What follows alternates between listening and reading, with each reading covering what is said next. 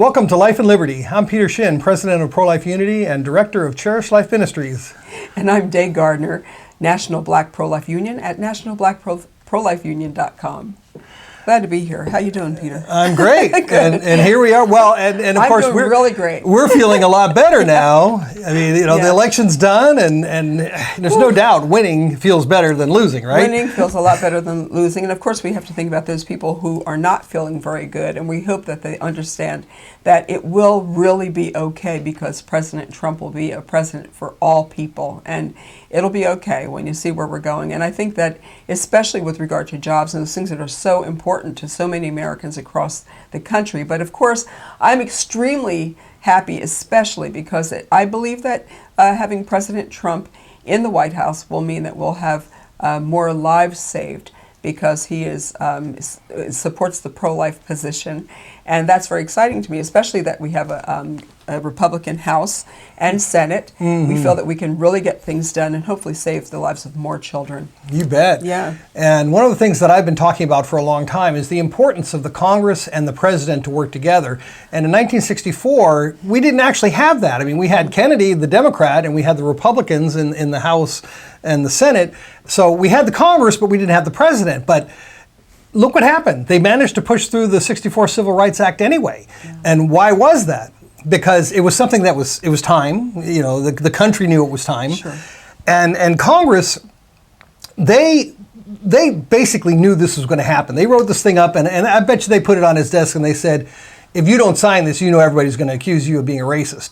I mean, can you imagine what that was like, the climate that he was in? Yeah. So even then, and we've talked before about the Dred Scott decision and how that was not overturned by the Supreme Court. Nothing needed to happen in the Supreme Court. The only thing that needed to happen was Congress needed to create a law, because what does Congress do? They create laws. What do you know? Yeah. Congress needed to create a law to give everyone rights in this country, mm-hmm. minorities, people of color, everyone needed to have rights in this country, and they did it. They put it together, and there we are. We have it to this day. Yes, and I'm so glad. And so we're like I said, we're very excited about this election and where it's brought us. But there are so many other things. Before we go into more of the pluses, we have to talk about some of the problems we're having. We see the riots all over the place, which mm-hmm. are totally crazy. And we have to understand also, this is not just people, saying they're really upset about the election and they're going out and rioting. These riots are they're planned and they're paid for by many people in the DNC, but especially Soros, the Democracy Alliance. Please check them out. The Democracy Alliance. And this is illegal, by the way. It's illegal. Yeah. It's illegal. Property is being destroyed. People are being injured, hurt. I just found out today that a man in Philadelphia, a homeless veteran in Philadelphia, that he saw some people burning the flag. He asked them not to burn the flag. He was beaten to death. A homeless vet. Wow. I tell you, it just hurt my heart, and I got very choked out. I mean, choked up even watching it. There's a video out there, but he died on his way to the hospital. But it's so sad. This is really crazy, and I believe that every time we see these things happen, especially with the property damage, the loss of life, especially people injured, I think it's time to bring the people who are funding these people, these rioters, and paying them to do this. I think that they really need to bring them to justice. Mm-hmm. And I mean, investigate and arrest and prosecute, whatever has to be done. But I think that it's necessary to do that. And Soros tops the list. Well, one of the ways they can, and I saw this on the news a couple of days ago, is that it's illegal to bring certain action into another state. If you cross state lines and instigate violence mm-hmm. in that way, there's laws against that kind of thing. So what George Soros is doing is illegal, and they should bring him to justice. And really, I mean, if we look at all of the number of laws that were broken by Hillary Clinton coming up into the election, there is no reason that woman shouldn't be behind bars today. Yeah. And I really hope that Trump continues on his word where he said as soon as he gets into office, he's going to put her behind bars, because that's where she belongs. He talked about a special prosecutor. And I think there you go. And I'm sure that it's out there. I know that Trey Gowdy is still there. Jason Chaffetz. From Utah. I know that they're really still on board with that. But the thing that really, when I think about this whole transition, this is the other thing. When we saw President Obama and President-elect Trump, I watched their meeting in the Oval Office and how they kind of, just showed them first it showed a still picture, because they didn't really let us know an awful lot of what was actually said. And then they both did like this little, minute or 2 minute thing, where they... Sorry, I was just checking the recording. That's okay. Yeah, we got to keep running. But they were doing this little 2 minute thing, where they both spoke a little bit and said how much they admired and respected each other. Fine. Okay. So then Oprah Winfrey, of course, Oprah when she did her show years ago, she had Donald Trump on and questioned him about the possibility of running for office, and he said that he might if he felt because he felt the country was going in the wrong direction. Now you go forward many years, and here's Oprah weighing in on the meeting between Obama and Trump. And she said, you know what, after watching it and seeing these two men sitting there saying respectful, nice things about each other, that, they admire each other, that respect each other or whatever.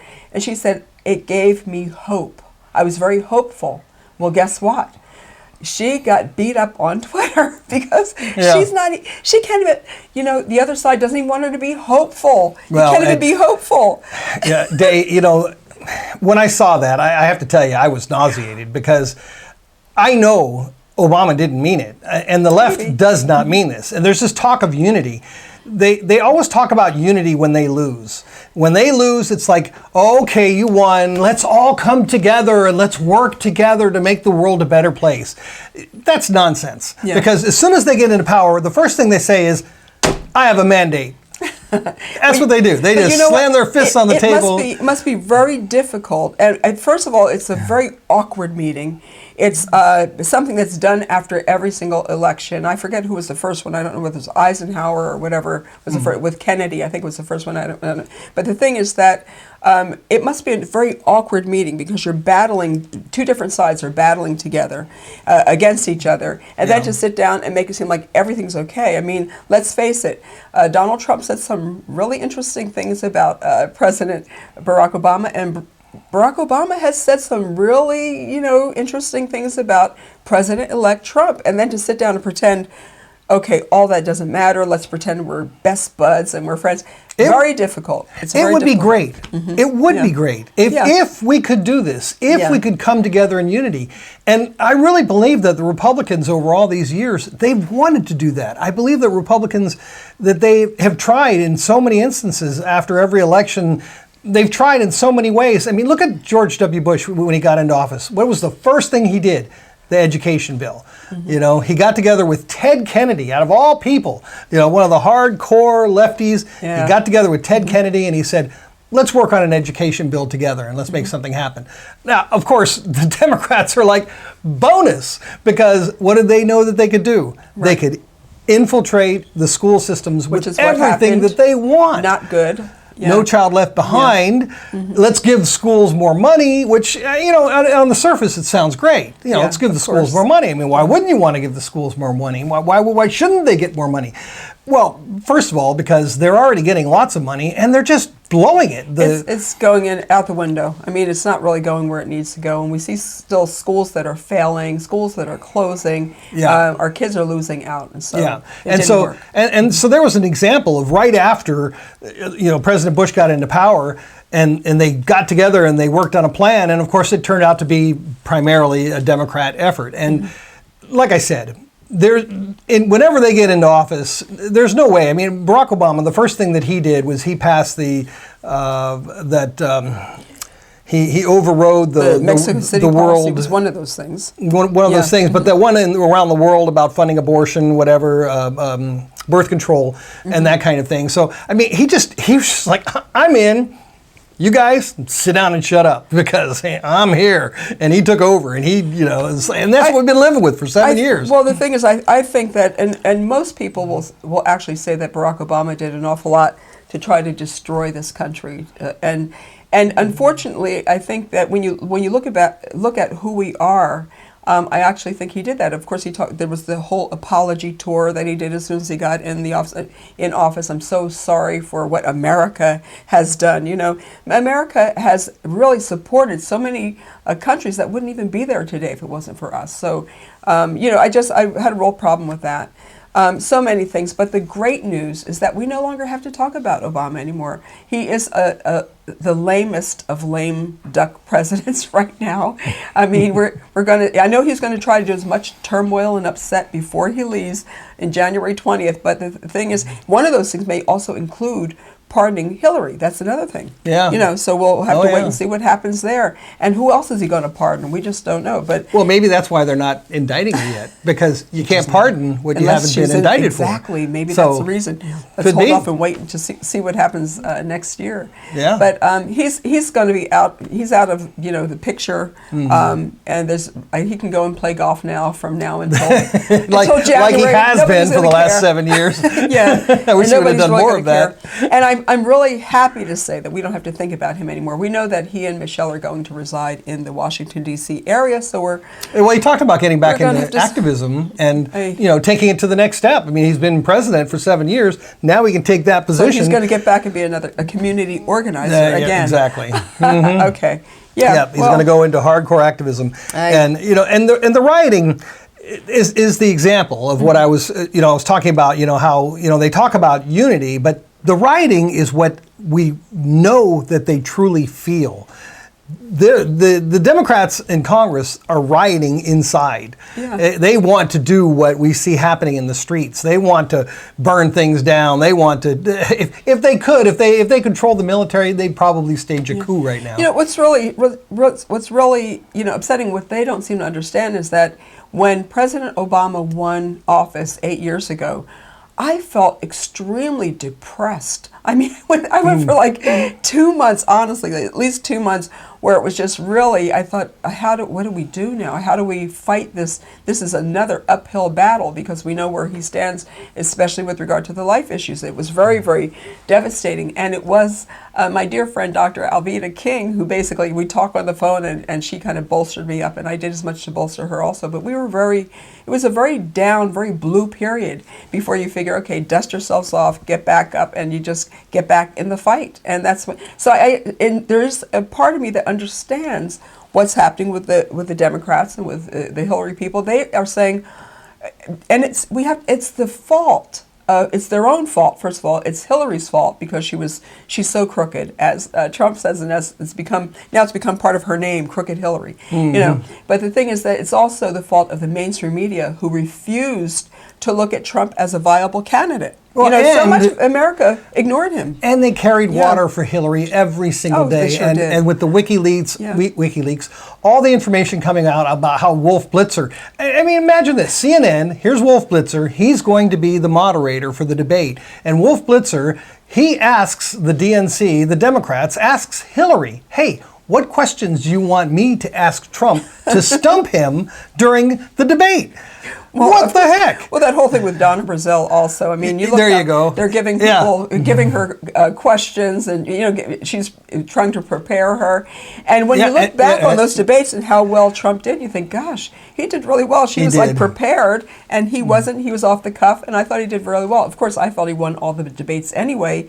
And the only people who says he didn't, are probably the mainstream media. I mean, it's the same old thing. Well, he did have a lot of people who really didn't like him, which, it really surprised me that people like Mark Levin actively made it an effort to try to get him not elected so that afterward he could say, you see, what did I tell you? He was not the right candidate. I told you the whole time. What about Karl Rove? He got on my nerves also. I mean, every time he came out with his little whiteboard, did you see him with a whiteboard? I thought, Karl, please go away. It's like you're just old. We're just tired. I mean, Trump, I think that most of the people who voted for Trump understood that this was not a regular, basic, everyday election. It's very, very different. He's a very, very different candidate. He's going to be a very, very different president. But I do believe, in the end, he is a president for all people. And I think that America will come to see that also. I think so. And we see there was a large number of independent voters that got involved in this. And I think that I know people who were hardcore Democrats, and they voted for Trump. Yeah, my mom was one of them. Barbara Lipford out there. I mean, well, there you go. She basically, 87-year-old mother. She said, you know what, Trump is my guy this time, and she voted for him. Yeah, and then you look at what happens. First of all, I wanted to touch on Hillary on the night of the Okay. election. And about 11 o'clock, I think most of us knew it was over and done with. I mean, the New York Times, on their website, it said 95% chance of Trump winning the election on that night at 11 o'clock. So, I mean, come on, if the New York Times, who obviously works can't for the stand Democrats, Trump. if they say Trump is winning by 95%, Yeah. I'd say it's a done deal. So Hillary and Podesta and the rest of their team must have known that. And at some point during the night, I think it was about 2 o'clock, 2:30, they sent Podesta to go talk to her he came people out, at the rally. And Podesta addressed the people, and they were crying, and they were basically said, upset. "Go home."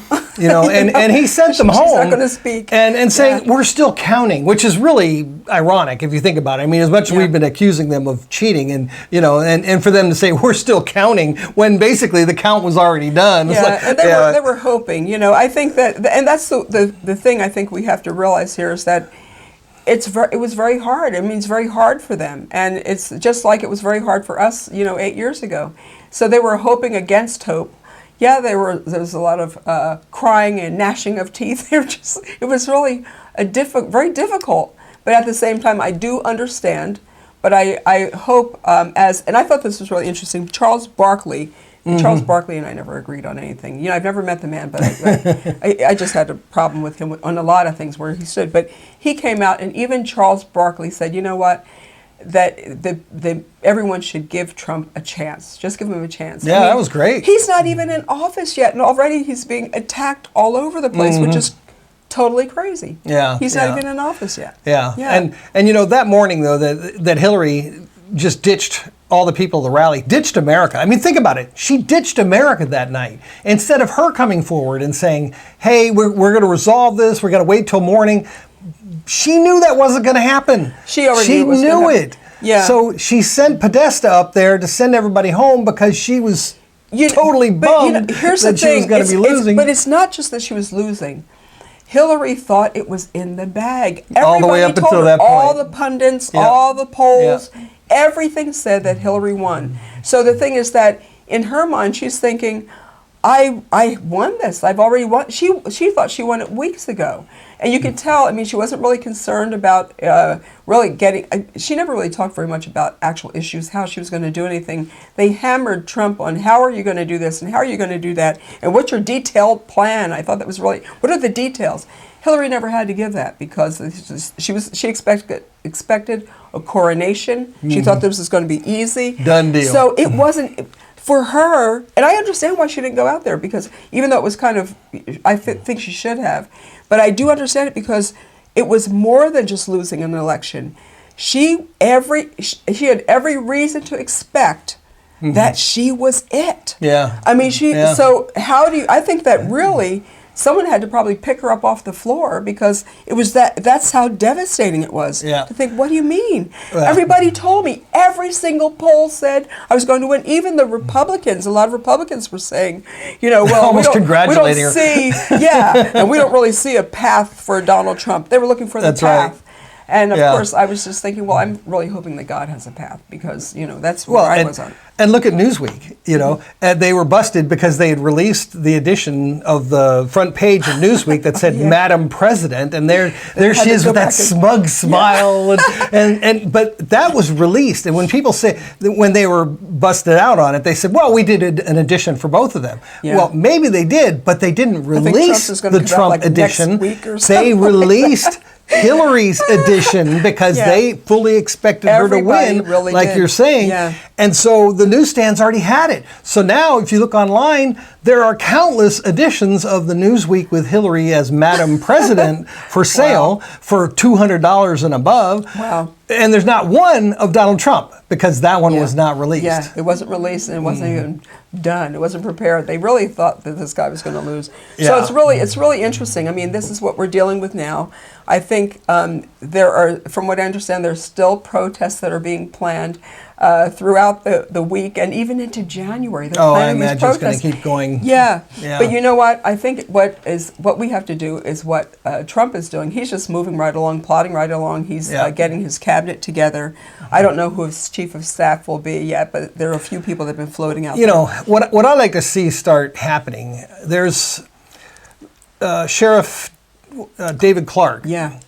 And he has been saying, he's been calling out this whole Black Lives Matter movement, and he's been saying, they're criminals, they're thugs, throw them in jail. What are you letting them do this for? And, and you look at what they're doing, and blocking freeways and blocking roads and stopping people from going to work and everything. I mean, it's one thing to protest, and it's another thing to do these riots and burning and looting and breaking into the stores and smashing cars. And I mean, if you look on the internet, you see these videos of these people, and they're jumping on cars. They're just walking along, smashing windows. Yeah, and they're even destroying police cars. Where the heck is the law in this country? That's where we've come to in this point, where we're afraid of implementing legal action. Clark, Sheriff Clark has actually called out the National Guard. You know, it's just necessary to do that. I think that there's so many people saying, well, we're allowed to protest. Yeah, we're allowed to protest, but not riot and not destroy people's property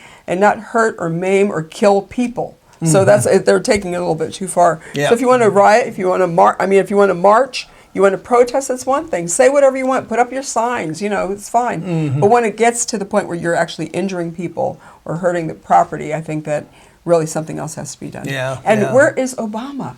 Where is okay, if there's anything that this lame duck president can do, he can basically get on the tube and say, you know what, I want calm.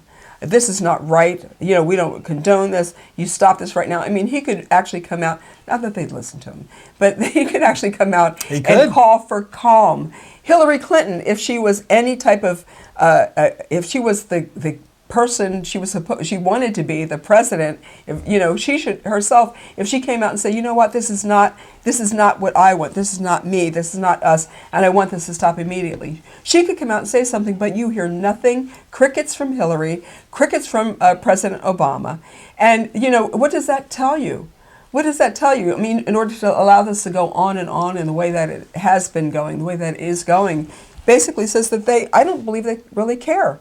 They don't care that lives are being lost. They don't care that property is being destroyed. Well, they're looking at it as they believe that these people who are acting out on this are the sentiment of the country, and so they want to let it continue because they believe, wow, Soros this is what people feel. So let them people express their feelings.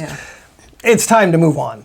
I mean, it is time for these people to move on. And somebody, who was it? There was a Democrat last week who, a few days ago, who said, I don't get what's going on. They lost. This was a Democrat. He said, we lost. And move on. I mean, moveon.org, right? That's a Democrat organization. Move on. Although they don't believe in moving on. Yeah, right. Well, we can move on and we'll start covering some other topics. But one of the issues, of course, is selecting the cabinet and the next the people who are going to represent the Trump administration. This is a really critical point. And I think it's...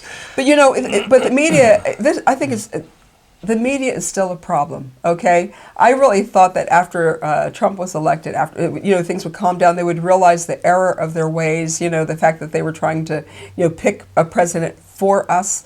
But there's still a problem because now what's happening now, they are basically saying, okay, Trump may have these people as the candidate. They actually put out these predictions who is going to be his candidate and his cabinet members. They have predictions. And I'm thinking, why can't they just wait? Why can't we just wait and see? Why do we need predictions? I think most people have an idea who supported Trump. We know that Newt Gingrich and Dr.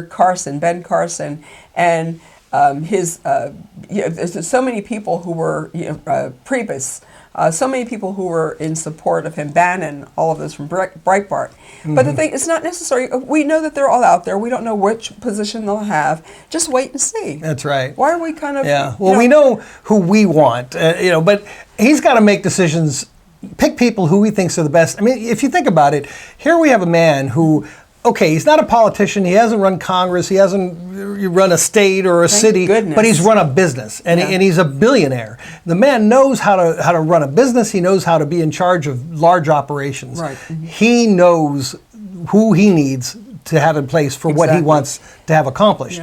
And of course, we want to have a certain influence. We who are on the outside who supported him, we want to have people selected that are more, have more of the views that we have. Of course. So, of course, before he picked Marjorie Dannenfelser as his pro-life representative, and as far as that goes on the pro-life side, it would be great if he kept that going and says, let's move on that. And that's really, that kind of brings me to an important issue here, is because people have, if I look at what people have been talking about, what wants to be accomplished in that area, they're not talking about ending abortion.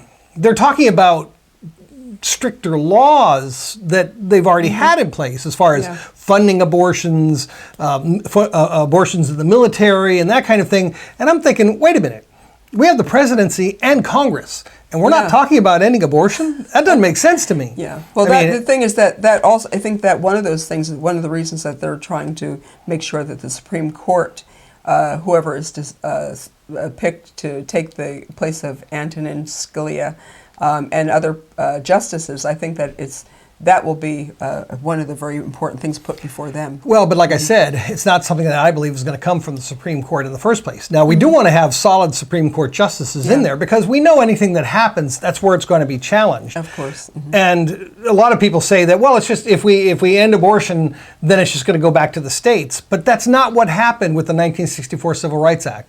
And that's what we need to do. We need to look at that and how that happened. Okay, so and that's we need why to you're write mentioning 1964. Exactly. I see. Because we need to look at the 64 Civil Rights Act and the strength of that and how that worked, where even if they brought it to the Supreme Court and said, wait, you can't do this. No. We're Congress. We wrote the law. This is the law. And you guys try to change this, you're going to be messing with, out of your area. Right. And I think that even if they could, even if they said, well, that's what Supreme Court does. It looks at things that are legislated improperly and it overrides them. Whatever. It's got to start at the place where you create law. Right. And we do create, where are the laws created for everything from murder and everything that happens in our country, everything that, the Supreme Court, they're the ones who decide whether or not something is constitutional. Exactly. That's their job. Yeah. Is it constitutional? Of course, yeah. So if we write a law that defends human life, and then we bring it, and then let's say somebody brings it to the Supreme Court, and the Supreme Court looks at it and says, okay, is this constitutional, defending life? I don't know. Yeah. Is that constitutional? Well, that's what happened with Roe versus Wade, so unfortunately. I really think we can get this done. If we can get Congress to submit the bill, we know Trump would sign it. If Congress handed it to him, Trump would sign it, and we still might have a little bit of a problem with the Senate, though, because with whether it's filibustering or whatever, they'll think of something. Yeah. So, but I think that it's kind of like the way it was in '64. The time then was then. The time is now. I'm sure they said then. Yeah. And I believe the time is now when it comes to the life issue. I don't know if we'll ever get a better chance. There you go. Yeah. That's like exactly the point. Because one of the things that I've been saying is that the Democrats have already packed the country with Latinos. I don't care about Latinos. I'm not racist. I don't care, about anybody, what country they're from, what language they speak, but I do care about what they vote or whom they vote for. Latinos vote Democrat. Overwhelmingly, they vote Democrat. Yeah. And I think it's like 67%. And there's a reason for that, yeah. And so if you imagine, here we've brought in tens of millions, and look what this last election was decided by. 180,000 votes. Wow. This last election was 180,000 votes. Out of 60 million votes cast, 180,000 votes were the deciding votes that made Donald Trump the president-elect of the United States of America. Yeah. So every day there are tens of thousands of Latinos pouring in that Democrats are giving citizenship to. They're padding the Democratic Party. That's what they're doing. That's right. Exactly. Yeah. So that's what they did with blacks back in the the 60s. It's like let's pad it so that they'll vote for us, like Lyndon Johnson said. He was believed to have said that we'll keep them voting for us for 200 years. As long as we do this one thing, and they'll always vote for us. And that is basically what's happened with the black community. So, and we're waking up slowly. It may take another 50 years or so, but eventually.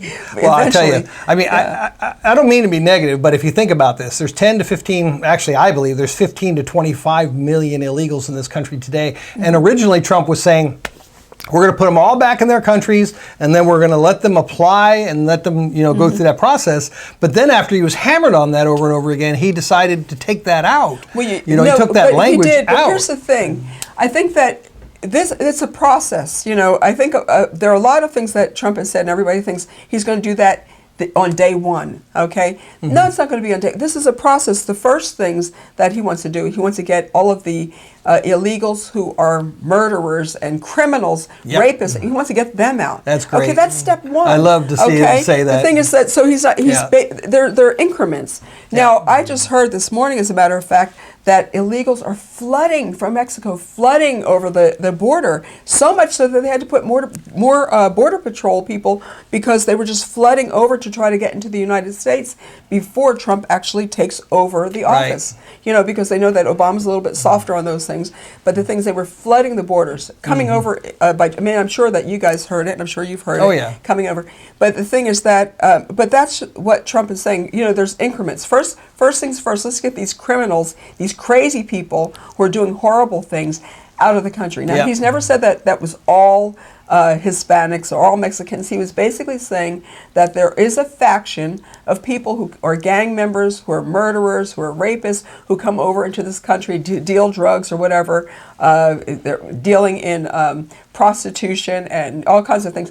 Those people, he said, let's get them out of our jails, send them back first. And I'm all for that. And then the thing is, okay, then there's another step. Then there's looking at people saying, okay, who has come over to this country recently and is an illegal, undocumented illegal, and let's take care of them. Then let's look at the ones who've been here for a while. Let's see how we can, get them either legalized or get them out. So I think that there's a step-by-step process that he's doing, and it has to be that way. It just can't be, let's take all of them and just send them back. And I don't think he ever meant it that way. I think it was really the media that pushed that fear onto Americans and make a lot of Hispanics think that that's exactly what he was thinking. And of course, the media, a lot of them pushing for Hillary. So of course they're going to make people think, to strike fear into Hispanics, saying, okay, all of you are going back immediately as soon as Trump becomes president. He's never said that. He said that he's first talking about those who are here illegally. He's talking about those who are dangerous.